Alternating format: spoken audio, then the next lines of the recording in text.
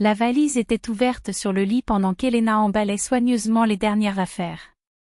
Il ne restait que 3 jours avant le voyage tant attendu en Grèce. Elle, Victor et Artem, son fils adoptif de 7 ans, qui, depuis 1 an, économisait chaque centime pour ce moment.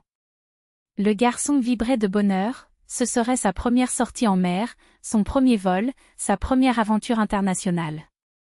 Il comptait les jours sur le calendrier, dessinait des plages et des palmiers dans des cahiers, mémorisait des mots en grec avec un enthousiasme qui infectait la maison. « Maman, regarde mon maillot de bain bleu. Et le rouge aussi » a-t-elle crié en courant dans la pièce avec les 2 options à la main. Helena sourit, mais son sourire se figea lorsqu'elle vit l'étincelle dans les yeux de son fils, cette même étincelle qui allait désormais être effacée par la trahison. Dans la cuisine, Victor était absorbé devant son cahier. « Cher, confirmez les bons d'hôtel, s'il vous plaît. Je ne veux rien oublier, surtout le petit déjeuner, il est inclus, n'est-ce pas ?» a-t-elle demandé en se penchant pour regarder l'écran. Il ferma rapidement un volet, en ouvrant un autre avec un mouvement suspect. « Tout va bien, oui. »« Petit déjeuner confirmé », répondit-il sans le regarder dans les yeux. C'est alors qu'Helena remarqua, dans le coin de l'écran, un message ouvert, « Modification de réservation ». Son estomac tomba. « Quel changement est-ce, Victor ?» demanda-t-il, la voix déjà pleine de méfiance. « Rien de grand-chose, j'ai juste vérifié les données », marmonna-t-il en fermant le cahier d'un clic. « Montre-moi ici », insista-t-elle en tendant la main. « Pourquoi ?»« Tout est réglé, dit-il, mais le tremblement dans ses mains le trahit. Helena n'a pas reculé. « Ouvrez. Maintenant. » Avec un soupir résigné, Victor rouvrit l'ordinateur et affichant l'email. Chaque mot était comme un couteau. « Cher Victor Petrovitch, nous confirmons le changement de votre réservation. Vol Moscou-Athènes, 15 juillet 2015, billet annulé pour Kuznetsov Artem Viktorovitch, 7 ans, billet émis pour Kuznetsova Marina Pavlovna, 63 ans. Montant de la monnaie, 12 000 roubles, déjà débité. » Elle l'a relu 3 fois, la colère remplaçant l'air dans ses poumons. « Vous avez annulé le billet d'Artem, » murmura-t-il, le calme avant la tempête. « Helena, je peux expliquer. »« Vous avez annulé le billet de notre fils, » répéta-t-elle, chaque syllabe étant aiguë. « Et il en a acheté un pour sa mère. »« Explique. » Victor se releva brusquement, comme si la chaise brûlait. « Elle a appelé hier en pleurant. Elle a dit qu'elle avait toujours rêvé d'aller en Grèce avec nous, qu'elle ne savait pas si elle aurait une autre chance. »« Tu y as pensé ?» coupa Helena en élevant la voix. « Avez-vous pensé à retirer le voyage à un enfant qui a attendu 1 an, qui demande chaque jour combien de jours il lui reste, qui a mémorisé des mots en grec, qui en ce moment même prépare son sac à dos avec l'illusion qu'il est aimé? Il est petit, il ne comprendra pas la différence. Allons-y l'année prochaine. Ne comprendra-t-il pas? Elle a pleuré. Il a 7 ans et comprend plus que toi. Il sait ce que c'est d'être abandonné, Victor. Il sait ce que c'est d'être échangé. Il baissa les yeux. Ma mère a dit qu'Artem n'est pas vraiment le nôtre. Qu'un fils adoptif peut rester à la maison, alors qu'elle, qui est du sang, a le droit. Le silence qui suivit fut assourdissant. Helena sentit le sol disparaître. Répétez, ordonna-t-il, sa voix étant un filet de glace. Ta mère a traité notre fils d'enfant trouvé et tu as accepté. Victor essaya de se justifier, elle voulait juste dire qu'il n'est pas à toi, ajouta Helena, ses doigts blancs à force d'être si serrés. Qu'il peut être jeté comme un objet?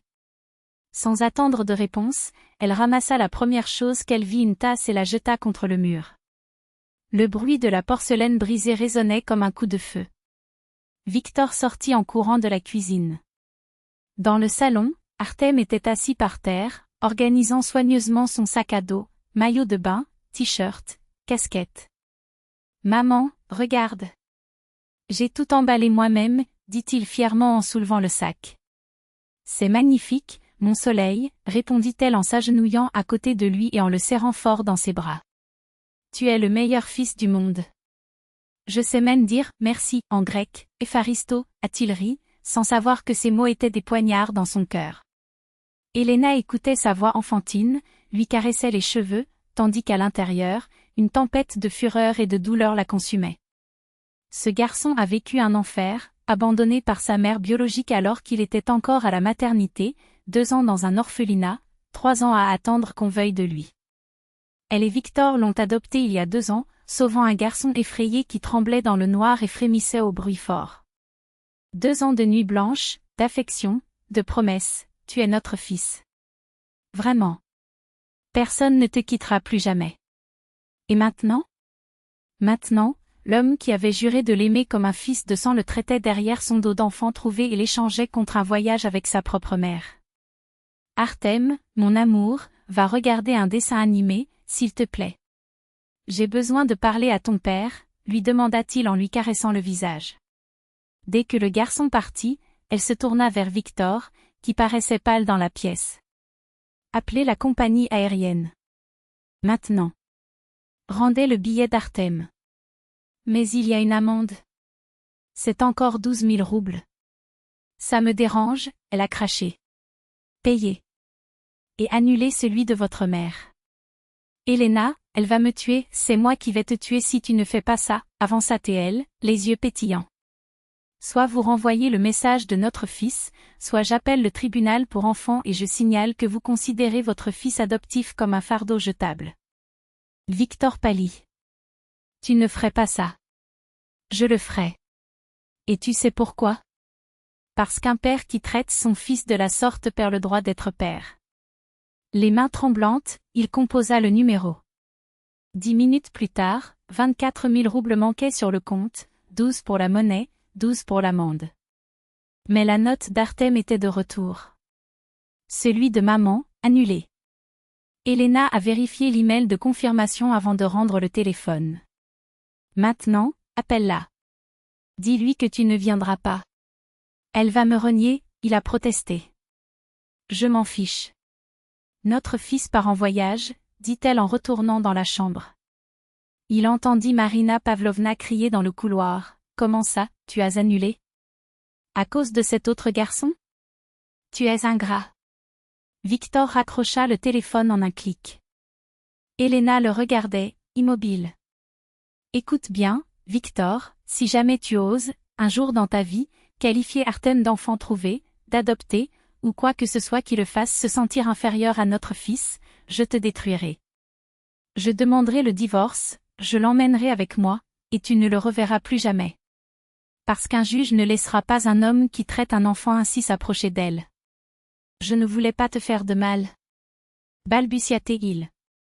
Tu ne lui as pas fait de mal. Tu m'as fait du mal, siffla-t-elle en se rapprochant.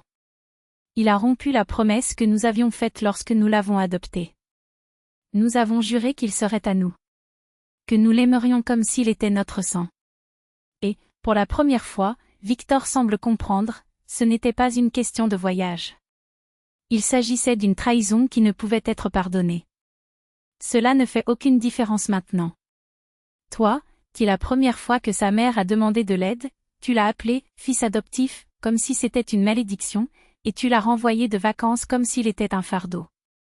Je vais me changer, on verra avec le temps, tente-t-il, mais Lena se tourne déjà vers sa valise, décidée. Pour l'instant, tu dors sur le canapé.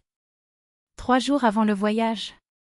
Et si, pendant ce temps, je vois ne serait-ce qu'une seule fois que tu traites Artem avec moins que l'amour qu'il mérite. Sa voix ne tremble pas. Il n'y a aucun doute sur la suite. La menace plane dans l'air, lourde comme la culpabilité qui commence enfin à s'enfoncer chez Victor. Il le sait, il n'y a pas de seconde chance pour ce qu'il a cassé. Et, pour la première fois, la peur est la sienne.